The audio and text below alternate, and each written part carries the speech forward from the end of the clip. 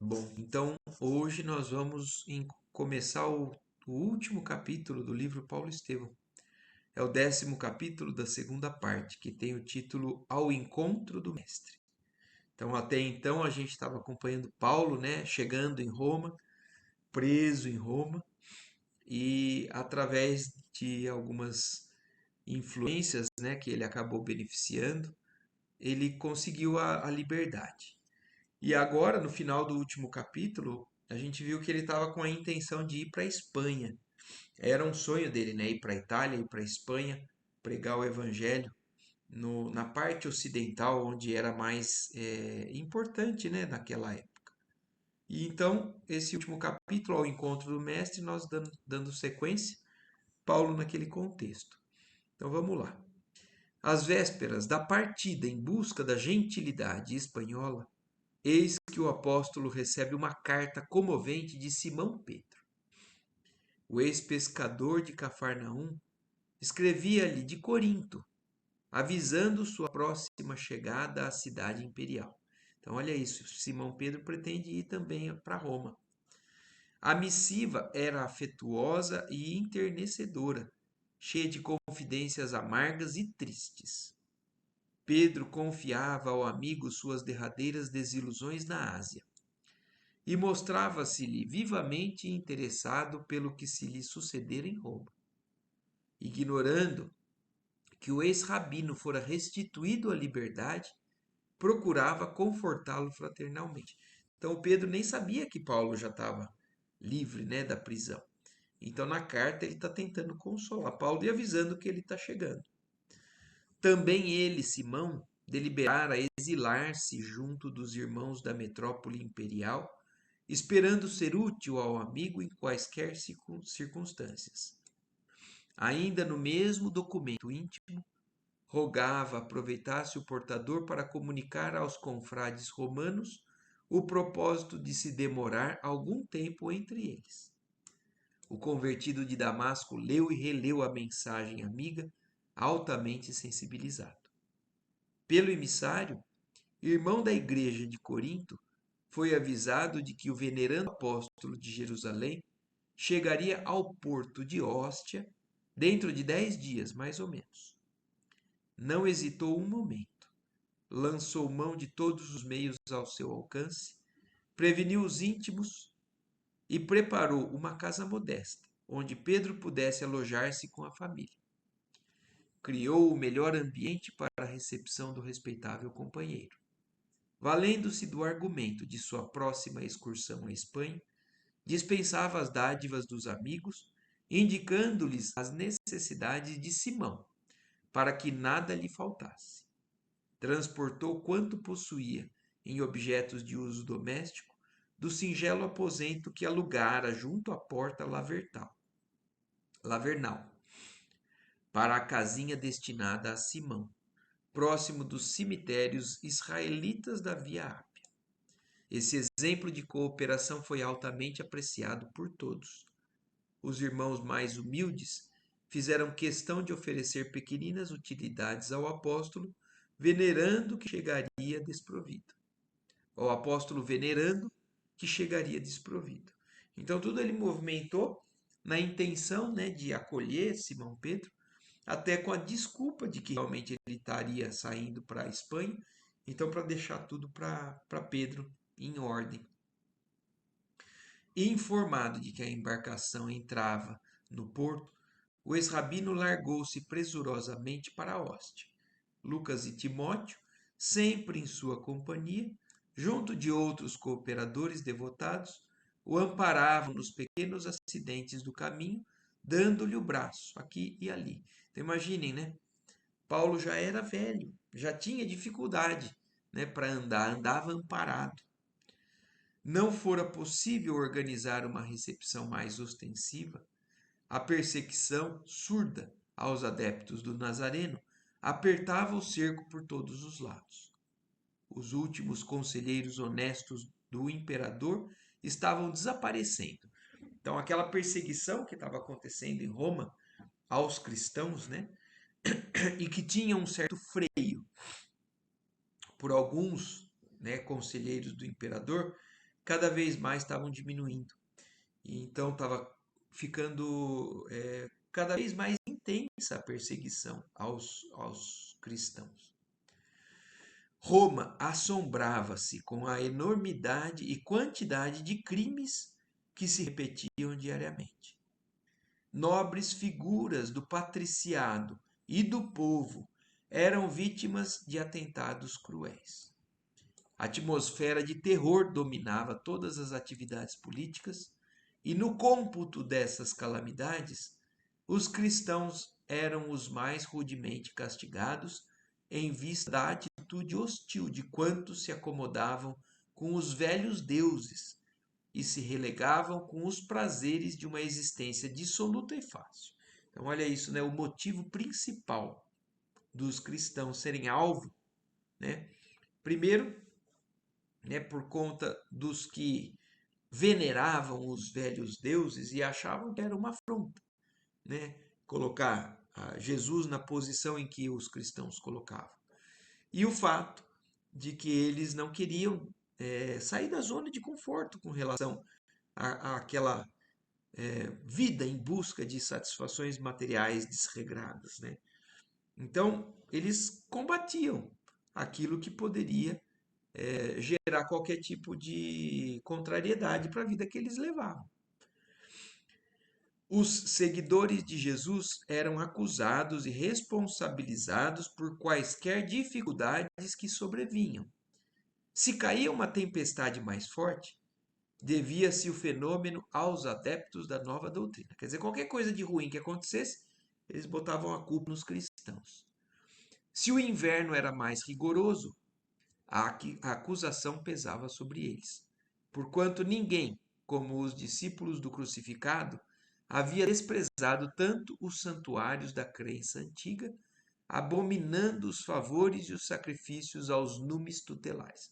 Porque os cristãos então não faziam, né, os rituais e as entregas, né, aos deuses da época, eles achavam que era por culpa disso. A partir do reinado de Cláudio, espalhavam-se lendas torpes a respeito das práticas cristãs. A fantasia do povo, ávido das distribuições de trigo nas grandes festas do circo, imaginava situações inexistentes, gerando conceitos extravagantes e absurdos com relação aos crentes do Evangelho. Por isso mesmo, desde o ano de 58, os cristãos ímbeles eram levados ao circo, como escravos revolucionários ou rebeldes, que deveriam desaparecer. A opressão agravava-se dia a dia. Então, olha isso, a partir de 58, começou a cada vez ser mais, né, levados os cristãos ao circo. A opressão agravava-se dia a dia. Os romanos mais ou menos ilustres, pelo nome ou pela situação financeira, que simpatizavam com a doutrina do Cristo, continuavam indenes de públicos vexames, mas os pobres, os operários, os filhos da plebe, eram levados ao martírio às centenas. Assim, os amigos do Evangelho não prepararam nenhuma homenagem pública à chegada de Simão Pedro. Ao invés, procuraram dar ao fato um cunho de todo íntimo, de maneira a não despertar represálias dos esbirros da situação. Então, eles fizeram a recepção de Simão Pedro meio que quieta, né? Para que não chamasse a atenção por conta dessa perseguição. Paulo de Tarso estendeu os braços ao velho amigo de Jerusalém, tomado de alegria. Simão trouxera a esposa e os filhos, além de João. Sua palavra generosa estava cheia de novidades para o apóstolo do gentilismo. Em poucos minutos, ficou sabendo da morte de Tiago e das novas torturas infligidas pelo Sinédrio à igreja de Jerusalém. Então, olha isso. Então, Simão Pedro foi com a família, né, mulher e filhos, e João o evangelista, né, o mais novo de todos os apóstolos. E ficou sabendo que Tiago já tinha morrido, né, e do aumento, né, da perseguição por parte do Sinédrio à igreja de Jerusalém. O velho pescador contava as últimas peripécias da sua sorte bem-humorado. Comentava os testemunhos mais pesados com um sorriso nos lábios e intercalava toda a narrativa de louvores a Deus. Depois de reportar-se as lutas que empenhara em muitas e repetidas peregrinações, contava ao ex-rabino que se refugiara alguns dias em Éfeso, junto de João. Porque João, vocês se lembram, né? João morava em Éfeso com Maria, a mãe de Jesus. Aliás, Paulo tinha a intenção de conversar por mais tempo com Maria. Por conta das prisões, né, dos ocorridos na vida dele, ele acabou não conseguindo e pediu inclusive a Lucas isso. E agora era Simão Pedro quem estava em Éfeso, né, e com João, sendo acompanhado pelo filho de Zebedeu até Corinto, onde resolveram demandar a capital do império. Paulo, por sua vez, relatou as tarefas recebidas de Jesus nos últimos anos, e era de ver-se o otimismo e a coragem desses homens que, inflamados do espírito messiânico e amoroso do Mestre, comentavam as desilusões e as dores do mundo como láureas da vida. Olha que interessante, né? Dois discípulos sinceros, né? Tentando seguir à risca todas as intuições e instruções vindas do alto por parte do mestre, né? Ou Paulo, né? A presença mais próxima de Estevão. Mas apesar de todas as dificuldades e de todas as dores, era aquela conversa que engrandecia toda essa parte que aparentemente, né, para muitos de nós, é motivo de reclamação, de queixa. Mas eles encaravam tudo aquilo como realmente o coroar da vida. Depois das suaves alegrias do reencontro, o grupo se encaminhou discretamente para a casinha reservada a Simão Pedro e sua família. O ex-pescador, sentindo a excelência da acolhida carinhosa, não encontrava palavras para traduzir os júbilos da alma. Como Paulo, quando chegou a Pôsules, tinha a impressão de estar num mundo diferente daquele em que vivera até então. Então, olha isso. Eram mundos diferentes mesmo, né? E Paulo relatou isso quando começou a chegar na Itália. E agora Simão Pedro estava tendo a mesma sensação, né? Naquele mundo diferente, que para eles era, né, motivo de muita satisfação. Com a sua chegada, recrudesceram os serviços apostólicos, mas o pregador do gentilismo não abandonou a ideia de ir à Espanha. Alegando que Pedro o substituiria com vantagem, deliberou embarcar no dia prefixado num pequeno navio que se destinava à costa gaulesa.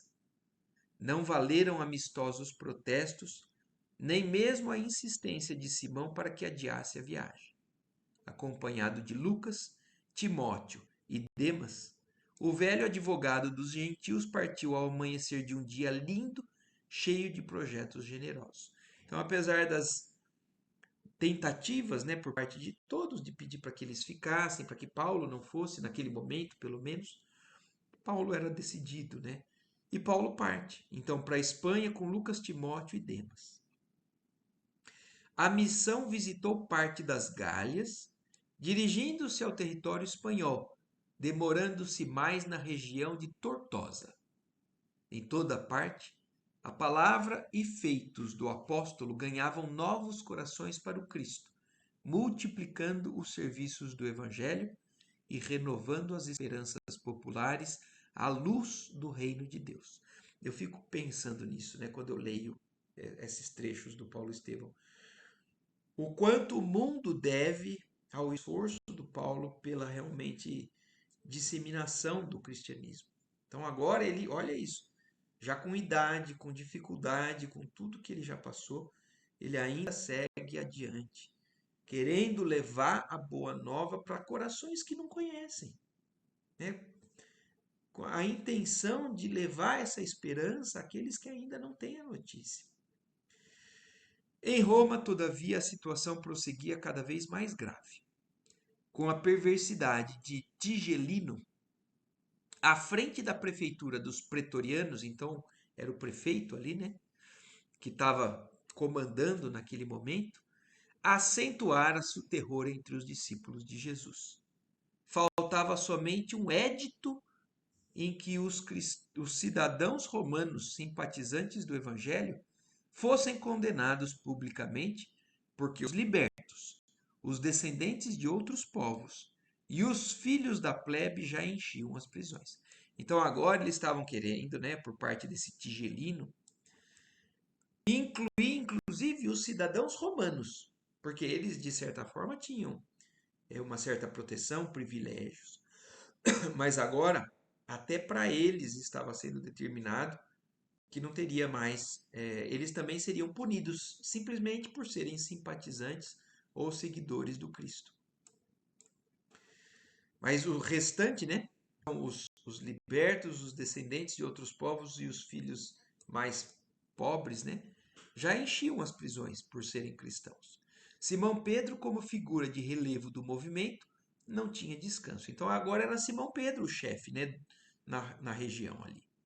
Não obstante a fadiga natural da senectude, procurava atender a todas as necessidades emergentes. Seu espírito poderoso sobrepunha-se a todas as vicissitudes e desempenhava os mínimos deveres com devotamento máximo à causa da verdade. Assistia os doentes, pregava nas catacumbas, percorria longas distâncias, sempre animoso e satisfeito. Os cristãos do mundo inteiro jamais poderão esquecer aquela falange de abnegados que os precedeu nos primeiros testemunhos da fé, afrontando situações dolorosas e injustas, regando com sangue e lágrimas a sementeira do Cristo, abraçando-se mutuamente confortados nas horas mais negras da história do Evangelho, nos espetáculos hediondos do circo, nas preces de aflição que se elevavam dos cemitérios abandonados. E isso é uma verdade, né? É isso que a gente tem que ter respeito, consideração e ter noção. Hoje, né, nós não podemos esquecer o esforço que esses primeiros cristãos tiveram para que se seguisse a mensagem do Evangelho que chegou para nós até hoje. E hoje é como a gente tem que refletir, né? Apesar de todo esse esforço, como essa mensagem hoje é banalizada e menosprezada. Eles deram a vida, como falou aqui, né? Regadas com sangue e lágrima, para poder semear a mensagem do Cristo, para que ela perdurasse através dos séculos. E nós não damos o devido valor ao que isso aconteceu, principalmente por parte desses primeiros cristãos. Tigelino, grande inimigo dos prosélitos do Nazareno, buscava agravar a situação por todos os meios ao alcance da sua autoridade odiosa e perversa. O filho de Zebedeu preparava-se para regressar à Ásia. Então, olha aqui. João, apesar de estar ali, né, junto com Simão Pedro, estava se preparando para voltar à Ásia. Quando um grupo de esbirros dos perseguidores o colheu em pregação carinhosa e inspirada, na qual se despedia dos confrades de Roma com exortações de tocante reconhecimento a Jesus. Apesar das atenciosas explicações, João foi preso e esbordoado impiedosamente. E com ele, dezenas de irmãos foram trancafiados nos cárceres imundos do Esquilino. Então, são partes, né, dessa fase inicial do cristianismo, desses apóstolos, a sequência da vida desses apóstolos. Muitas vezes a gente não tem conhecimento, não tem noção. Pedro recebeu a notícia dolorosamente surpreendido. Conhecia a extensão dos trabalhos que aguardavam na Ásia o companheiro generoso e rogou ao Senhor não o abandonasse. a fim de obter a absolvição justa. Então, Simão Pedro, né, ficou preocupado porque sabia que João, por ser o mais jovem e porque ele estava intentando voltar, né, para as regiões ali de Jerusalém, e sabendo do trabalho grande ainda que ele tinha por fazer lá, pede ao Pai que possa, de alguma maneira, absolver, né, liberar João de novo. Como proceder em tão difíceis circunstâncias? Recorreu às relações prestigiosas que a cidade lhe oferecia. Entretanto, seus afeiçoados eram igualmente pobres de influência política nos gabinetes administrativos da época. Então ele tentou, de alguma forma, com as amizades e as influências políticas que ele tinha, mas eram muito fracas. Não tinham determinado poder, né? Os cristãos de posição financeira mais destacada não ousavam enfrentar a onda avassaladora de perseguição e tirania. O antigo chefe da igreja de Jerusalém não desanimou. Precisava libertar o amigo, concorrendo para isso com todo o potencial de energia na esfera de suas possibilidades. Compreendendo a timidez natural dos romanos simpatizantes do Cristo, buscou reunir apressadamente uma assembleia de amigos íntimos para examinar o caso. No meio dos debates, alguém se lembrou de Paulo. O apóstolo dos gentios dispunha na capital do império de grande número de afeiçoados eminentes. Então, Paulo tinha tido um relacionamento, né, que conquistou até a própria liberdade. Vocês se lembram no final do último capítulo? Paulo, por conta, né, de todo o trabalho que ele estava fazendo, do que ele fez de benefício a muitos, inclusive a um especialmente, que se determinou em buscar o auxílio e através da Popeia Sabina, né, ele consegue a liberdade. E aí se lembram nesse momento, porque Pedro estava fazendo de tudo para conseguir libertar João e não conseguia. E aí se lembram que Paulo tinha vários afeiçoados. No caso da sua absolvição, a providência partida do círculo dileto de Popeia Sabina. Muitos militares colaboradores de Afrânios Burros eram seus admiradores. Acácio Domício, que dispunha de valiosos empenhos junto dos pretorianos, era seu amigo dedicado e incondicional. Ninguém melhor que o ex-tecelão de Tarso poderia incumbir-se da delicada missão de salvar o prisioneiro. Não seria razoável pedir sua ajuda? Comentava-se o caráter urgente da medida, mesmo porque numerosos cristãos morriam todos os dias na prisão do Esquilino, vítimas das queimaduras de azeite fervente. Olha, até de que maneira que eles matavam os cristãos. Porque a gente já sabe, né, do ataque das feras, do crucificação, das fogueiras e mais uma descrição de uma forma, né, de fazer os espetáculos, né, hediondos que eram feitos na época. Eram queimados com azeite fervente.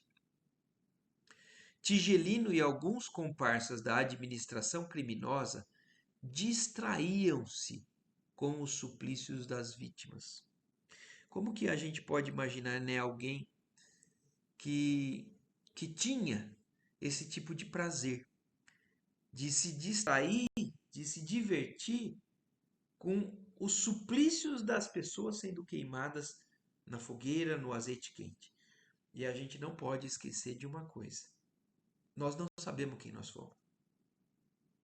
Quem é que de nós pode afirmar que não estava na pele de um desses, né, que se divertiam queimando cristãos, condenando cristãos?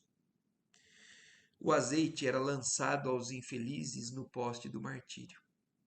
Outras vezes, os prisioneiros maniatados, quer dizer, ou eram amarrados nos postes, e nos postes eram lançados, né, esse azeite fervente, ou outras vezes era de outra maneira.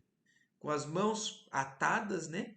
Eram mergulhados em grandes barris de água em ebulição. O prefeito dos pretorianos exigia que os correligionários assistissem ao suplício para escarnamento geral.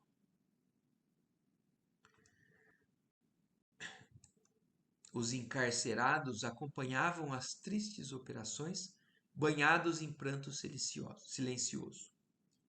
Verificada a morte da vítima, um soldado se encarregava de lançar as vísceras aos peixes famintos nos tanques vastos das prisões odiosas.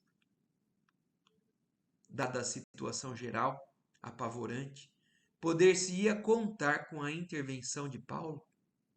A Espanha ficava muito distante. Era possível que a sua vinda não aproveitasse ao caso pessoal de João. Pedro, porém, considerou a oportunidade do recurso e advertiu que seguiriam trabalhando em favor do filho de Zebedeu.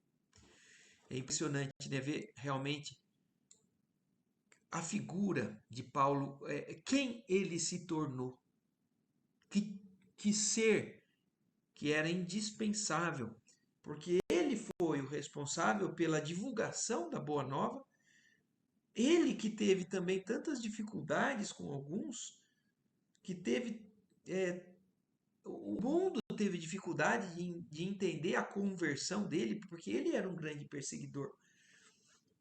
Mas na hora que Tiago, lá em Jerusalém, precisa, né, de alguém para salvar a igreja de Jerusalém, quem é que chamam?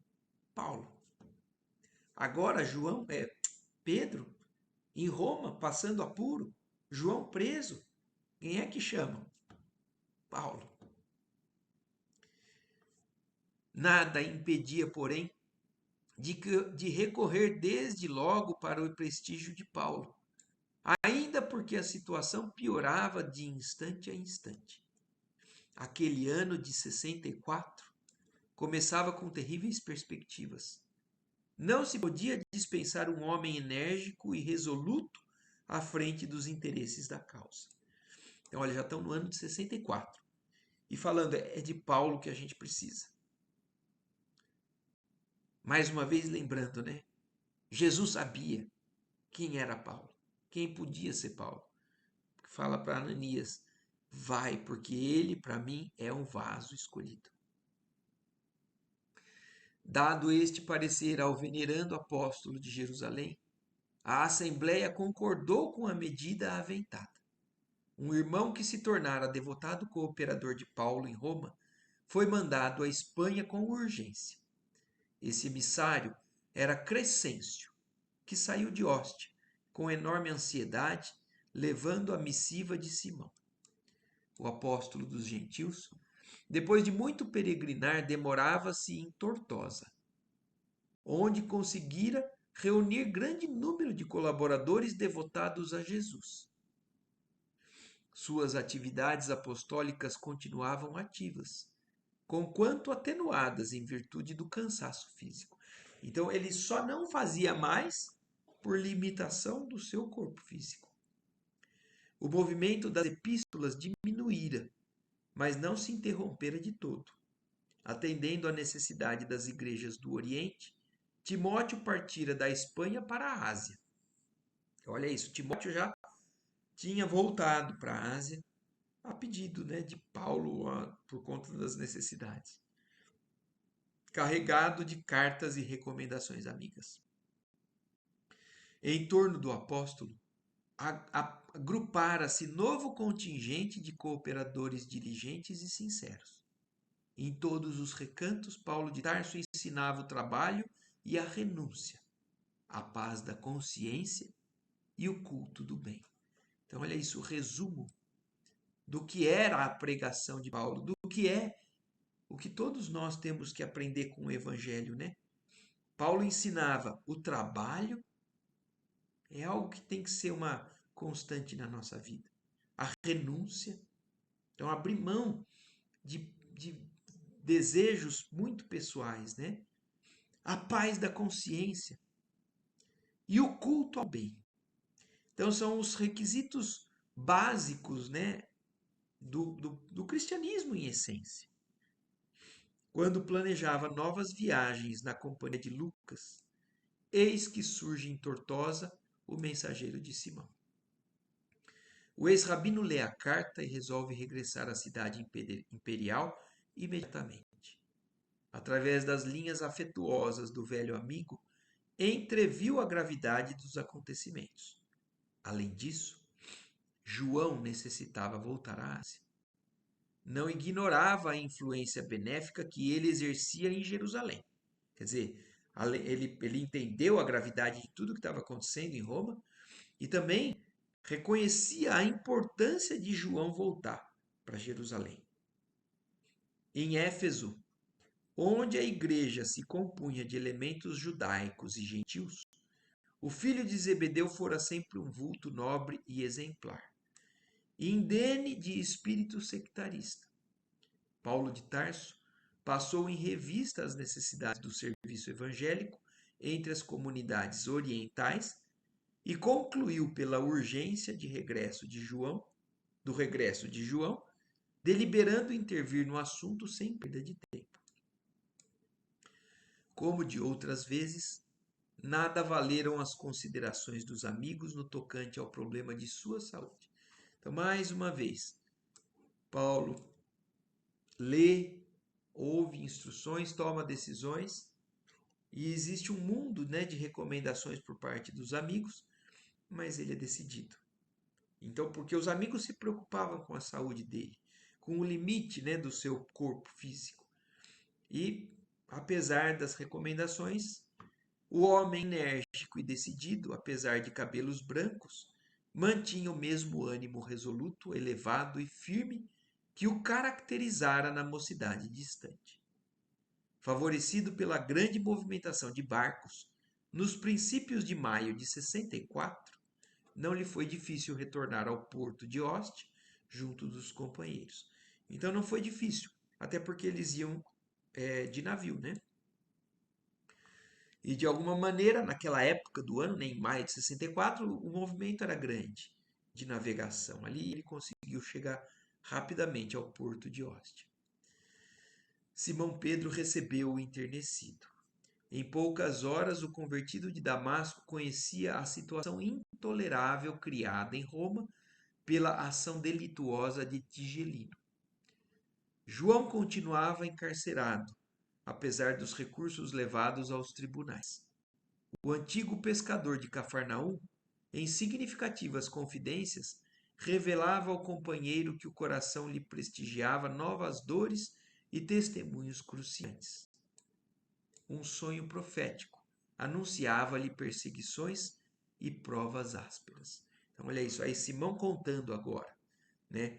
Que inclusive, apesar de tudo que estava acontecendo, intuições e sonhos, né? E ele contou inclusive de um sonho específico que ele teve que dava indícios, né, de tempos mais difíceis ainda. Numa das últimas noites, contemplara um quadro singular. Em uma cruz de proporções gigantescas, parecia envolver com a sua sombra toda a família dos discípulos do Senhor. Então esse foi um desses sonhos, né, que Simão Pedro teve.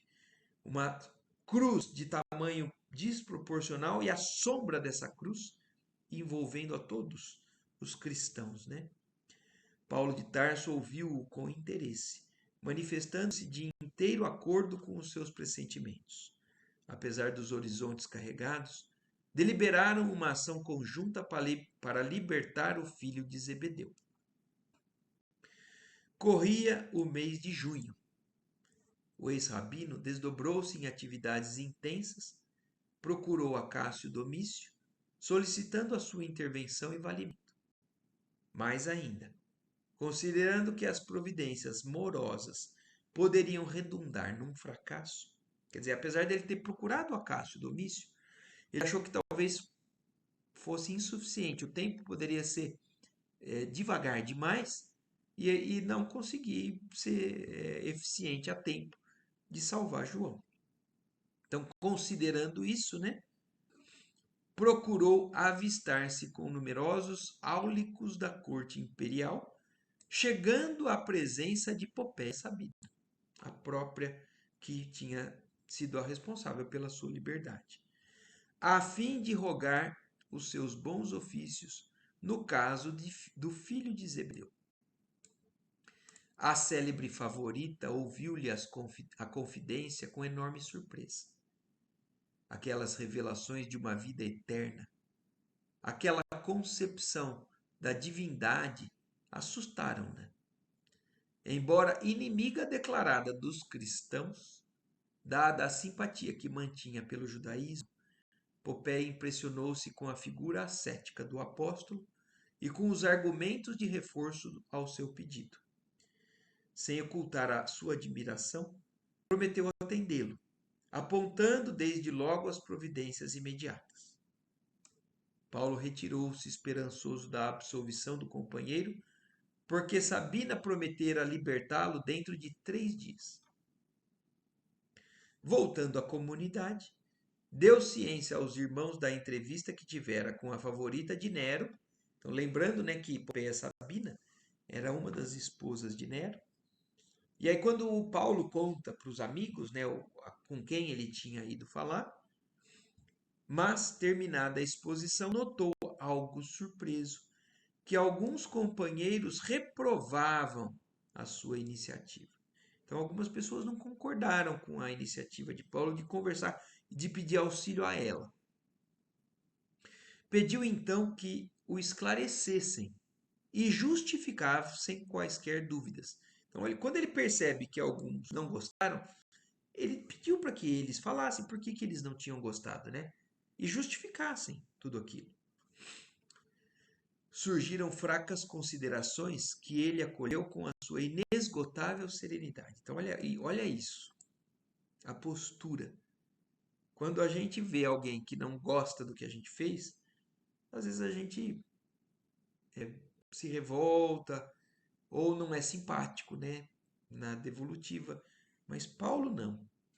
Ele ouviu primeiro o argumento e acolheu aquelas considerações com inesgotável serenidade. Mas nem por isso concordou. Ele agora vai falar a visão dele com relação ao que ele fez, né? E ele ouvindo aqueles argumentos, né? Alegava-se que não era louvável dirigir-se a uma cortesã dissoluta para impetrar um favor. Então, eles não achavam que era digno falar com ela, uma cortesã, né? Mesmo que seja para pedir um favor. Semelhante proceder afigurava-se defeso a seguidores do Cristo. Popéia era mulher de vida, notadamente dissoluta. Banqueteava-se nas orgias do Palatino. Caracterizava-se por sua luxúria escandalosa. Seria razoável pedir-lhe proteção para os discípulos de Jesus? Então, o motivo, né, da discordância por parte de alguns era essa. Achavam que não era digno pedir a esse tipo de pessoa um favor a alguém, né, que era discípulo de Jesus. Paulo de Tarso aceitou as mofinas arguições com beatífica paciência e objetou sensatamente: respeito e acato a vossa opinião, mas, antes de tudo, considero necessário libertar João. Então, independente se vocês acham justo ou não, acima de tudo eu estou pensando, é necessário libertar João. Fosse eu o prisioneiro, e não haveria de julgar o caso tão urgente e tão grave. Quer dizer, se fosse alguém já de mais idade, ou o próprio Paulo que se julgava em situação menos importante do que João, aí tudo bem, deixem acontecer o que seja. Mas como é João, eu acho que é necessário a gente fazer, inclusive, o que eu fiz. Estou velho e alquebrado, e, portanto, melhor me fora e mais útil, quiçá, meditar na misericórdia de Jesus através das grades do cárcere. Quer dizer, se fosse eu, poderia deixar preso. Mas João está relativamente moço, é forte e dedicado. O cristianismo da Ásia não pode dispensar-lhe a atividade construtiva, até que outros trabalhadores sejam chamados à semeadura divina. Então, Paulo julgava João vital para a manutenção do cristianismo, porque eles já estavam com mais idade, e João seria alguém que iria ter o pulso necessário para poder continuar com a bandeira do cristianismo até que outros surgissem, né, para fazer com a mesma capacidade. Com referência às vossas dúvidas. Então, primeiro ele falou com relação à importância de João. Agora, com relação às dúvidas sobre com quem ele tinha conversado, porém, cumpre-me aduzir um argumento que requer ponderação. Por que considerais imprópria uma solicitação à Popeia Sabina? Teríeis a mesma ideia se me dirigisse a Tigelino ou ao próprio imperador? Quer dizer, por que a ela é problema? E se eu tivesse ido pedir direto ao Tigelino, que é quem está fazendo essa maior perseguição, ou ao próprio César? Se fosse a eles, não teria problema. Não serão eles vítimas da mesma prostituição que estigmatiza as favoritas de sua corte? Quer dizer, o que o homem tem de diferente da mulher? Olha Paulo defendendo o que na época, né, era visto com certas diferenças. Assim, por que o homem é diferente? Só porque ela é uma prostituta? Quem se abusa, né, se deleita com essa prostituição, não é prostituto igual? Se combinasse com um militar embriagado do Palatino as providências imprescindíveis à libertação do companheiro, talvez aplaudisseis meu gesto, sem restrições? Quer dizer, se fosse um bêbado, um militar bêbado, aí para esse tudo bem? Irmãos, é indispensável compreender que a derrocada moral da mulher quase sempre vem da prostituição do homem. Olha, exatamente o que o Cristo fez no caso da mulher adúltera, que os homens estavam querendo apedrejar, mas e cadê o homem daquela situação? Se ela era adúltera, tinha um adúltero. E Paulo, como Paulo realmente entende a mensagem por completo, né? E ele falando assim, então vocês condenam a ela, por que não condenam a ele? Concordo em que Pompeia não é a figura mais conveniente ao feito, em virtude das inquietações da sua vida. Entretanto, é a providência que as circunstâncias indicaram e nós precisamos libertar o devotado discípulo do Senhor. Aliás, procurei valer-me de semelhantes recursos, recordando a exortação do Mestre, na qual recomenda ao homem granjear amigos com as riquezas da iniquidade. E olha isso, é o que está falando justamente de um versículo bíblico também. Assim, o próprio Mestre falou que nós procurássemos granjear amigos apesar das imperfeições, porque são muitas vezes esses carinhos, essas afeições, ainda mesmo que imperfeitas, que nos auxiliam, que nos salvam. A conquista dessa simpatia, mesmo que cheia de impurezas por nossa parte, por parte daqueles a quem nós nos afeiçoamos, que acontece a misericórdia divina. Considero que quaisquer relações que o Palatino constituem, com o Palatino, constituem expressões da fortuna iníqua, mas suponho útil mobilizar os que se conservam mortos no pecado para algum ato de caridade e de fé. Então, olha isso, olha até onde Paulo enxerga. Mesmo que eles sejam indignos, será que não é bom dar oportunidade para essas pessoas indignas fazer algo de bom? Pelo qual se desliguem dos laços do passado com o passado delituoso, auxiliados pela intercessão de amigos fiéis. A elucidação do apóstolo espalhou grande calma em todo o recinto. Então, olha isso. Como Paulo resolveu a situação. Com transparência, com sinceridade, com a verdade. Com acolhimento, ele não simplesmente afastou, falou assim, vocês estão errados e eu estou certo e não vou nem querer ouvir vocês. Não. O que vocês têm para dizer? Eu entendo, eu acolho, eu ouço, eu respeito. Mas eu te digo isso porque eu estou convicto das minhas atitudes. Porque eu estou respaldado, né, na verdade, na intenção sincera de fazer o que é justo. Em poucas palavras, Paulo de Tarso fizera ver aos companheiros transcendentes conclusões de ordem espiritual. A promessa não falhara. Em 3 dias, o filho de Zebedeu era restituído à liberdade. Olha isso. Como realmente foi providencial a conversa dele com Popéia Sabina. João estava abatidíssimo. Os maus tratos, a contemplação dos quadros terríveis do cárcere, a expectação angustiosa haviam-lhe mergulhado o espírito em perplexidades dolorosas. Pedro regozijava-se, mas o ex-rabino, atento à tensão ambiente, sugeriu o regresso do apóstolo Galileu à Ásia, sem perda de tempo. A igreja de Éfeso esperava-o.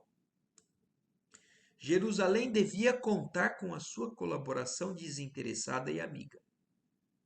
João não teve tempo para muitas considerações, porque Paulo, como que possuído de amargos pressentimentos, foi ao porto de Ostia para predispor o seu embarque, aproveitando o navio napolitano prestes a largar para Mileto. Então ele mesmo tomou conta, né, de poder conseguiu a liberdade, mas já encaminhar João direto de volta para Éfeso. Colhido pelas providências e impossibilitado de resistir ao resoluto ex-rabino, o filho de Zebedeu embarcou em fins de junho de 64. Então, olha isso, no mesmo mês, João já estava embarcando, né? Enquanto os demais amigos permaneceriam em Roma para a boa batalha em prol do Evangelho. Então, por hoje, eu acho que já tá bom até aqui, mostrando, né, esse contexto do que aconteceu aí com a prisão de João, a libertação de João através da volta de Paulo da Espanha, da intercessão dele e da postura, né, firme, né, e sincera e sempre pautada, né, no mais equilibrado possível, no mais alinhado possível com os ensinamentos do Cristo. Então, nesse momento, João volta para Éfeso e Paulo e os outros ali continuam em Roma para as batalhas árduas que estavam ainda por vir. Certo?